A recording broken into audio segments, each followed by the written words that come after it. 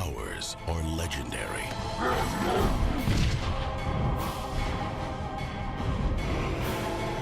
Their origins are unknown. Their methods are extreme. And the game is on.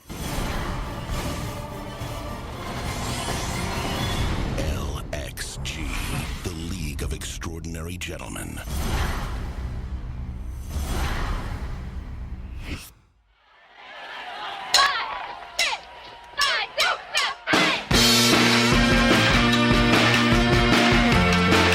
Hey everybody, and welcome to the Week 6 recap show for the Fantasy League of Extraordinary Gentlemen. First matchup, he does it again. Our commissioner, the big guy, OG Billy Witch Doctor. He takes down Excuses Start Soon in Week 6. OG Billy Witch Doctor only scored 79 points this week, led by Doug Martin and Jacoby Brissett. But Excuses Start Soon had three zeros on his starting lineup this week, and only put up 47 points. Ouch. Sorry, Matt. That's a rough matchup for you there. But OG Billy Witch Doctor takes down his opponent once again, and he's 6-0 in the season. So let's go, guys. Let's take this guy down a little bit here. All right, guys. In my first matchup, we have Bagadikas taking on Kneecaps. Projected score of 79-82. It was supposed to be a close game, but it was not, as the Kneecaps won by 48 points, 100-52. Kneecaps got a really nice game from Crabtree and John Brown to go for a combined 23 points, and had the blow-up game of old man Adrian Peterson for 25 points.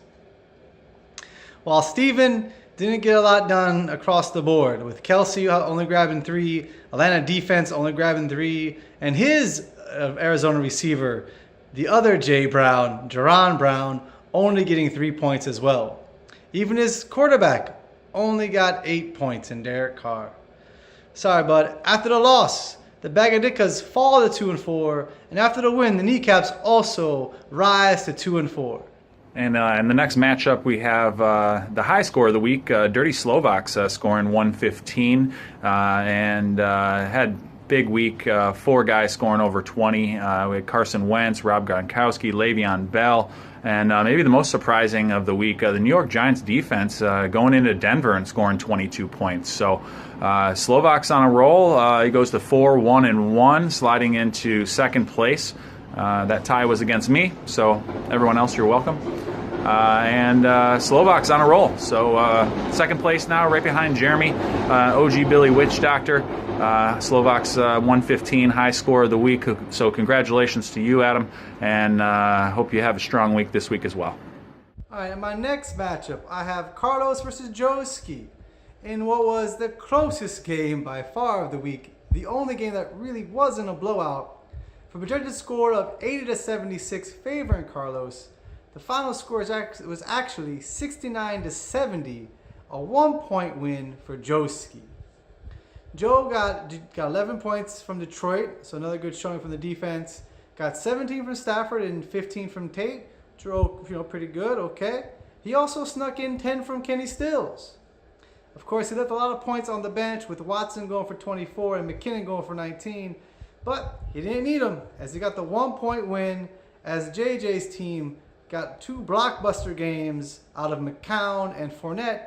McCown was a nice late pickup there at quarterback, but he only got 4 points combined from all 3 of his receivers, with Hilton only getting 1, Hill getting 3, and Macklin being inactive.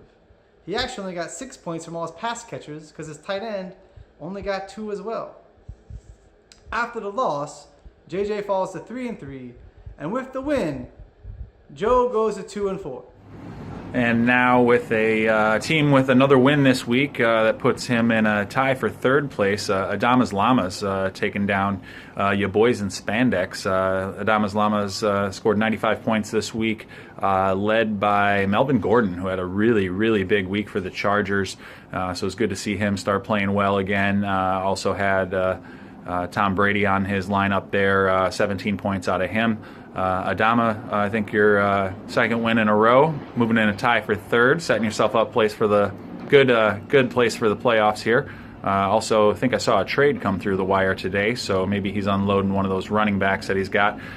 So Adama Zlamas gets the win and is tied for third. All right. My next matchup is Chicago Bears versus Chi-Town Beatdown, the Chicago Grudge match.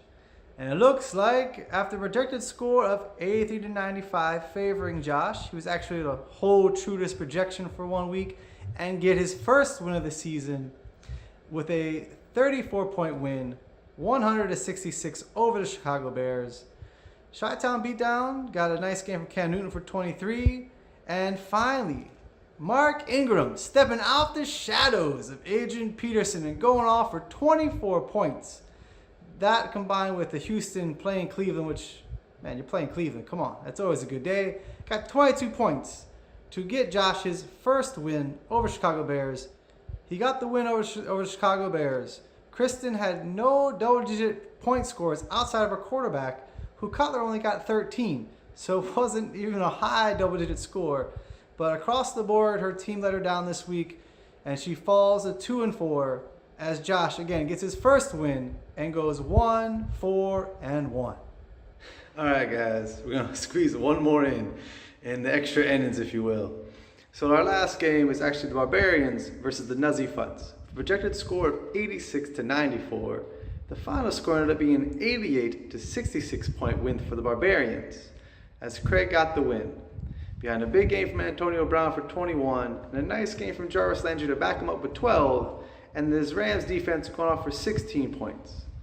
While Aaron, I think I might have jinxed him a couple weeks ago when I said, man, I was feeling good for him. Because every year, something bad happens. It's either trade or an injury. And this year, it's a double whammy. He made a trade, and the guy he got from the trade got injured. So hopefully, he'll be able to work it out, get the ship going straight again. But he lost Aaron Rodgers, who got 0 points, which might have been the difference for the week.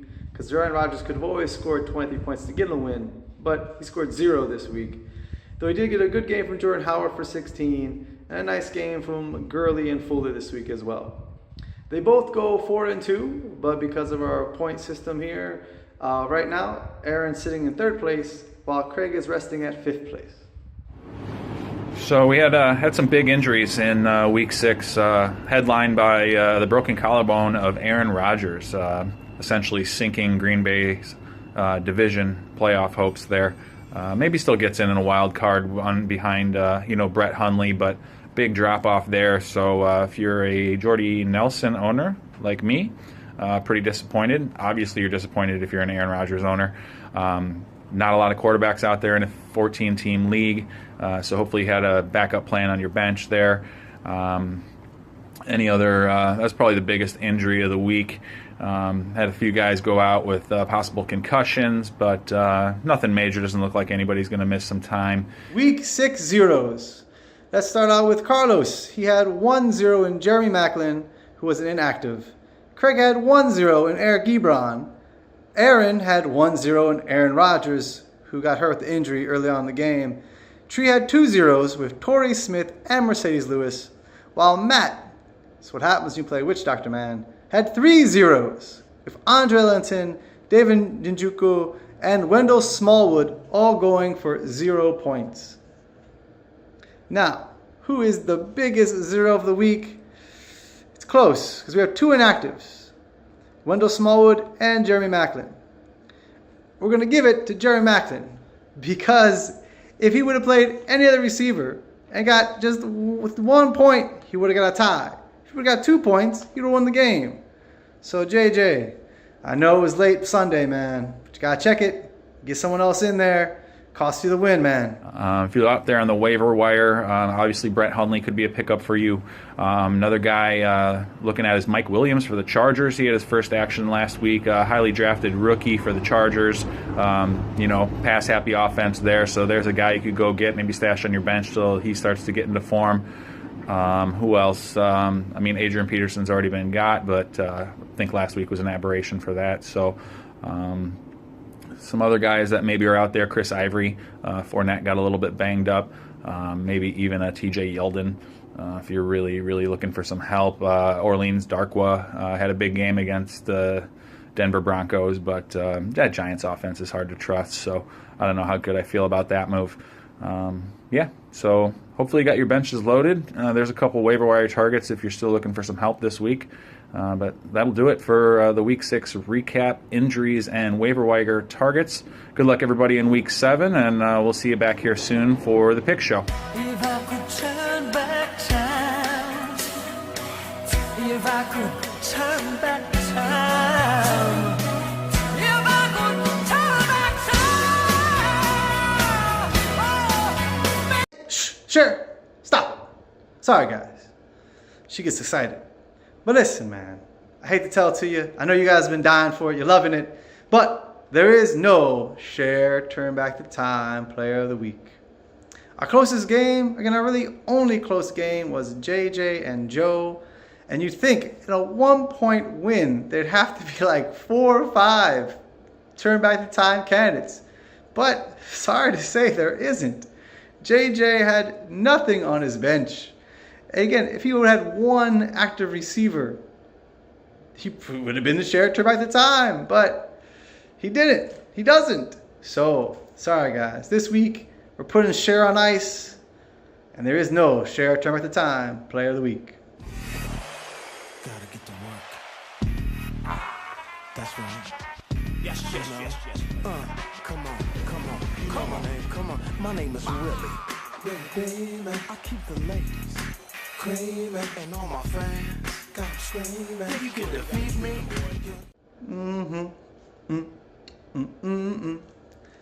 Yes, that's right. It's Willie Beeman time. And this week we had some good ones. All started following our little league rules, so we're on point this week. With Aaron having Will Fuller go for 14, and Neil having 2 candidates this week, with John Brown going for 12, and the old man himself, Adrian Peterson, going for 25. And look, I know he's a Hall of Fame running back, but for the last 2 years, he hasn't been anything. So he's back at ground level.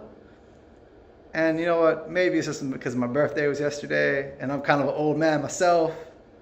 Maybe I'm just kind of, maybe I picked up like in 8 other leagues and he won me some games. Who knows what really happened. But this is what's going to happen. AP, Adrian Peterson, is this week's Willie Beeman Breakout Player of the Week. All right, guys, that's going to do it for the recap show. Stay tuned. Pick'em should be coming soon. See you then.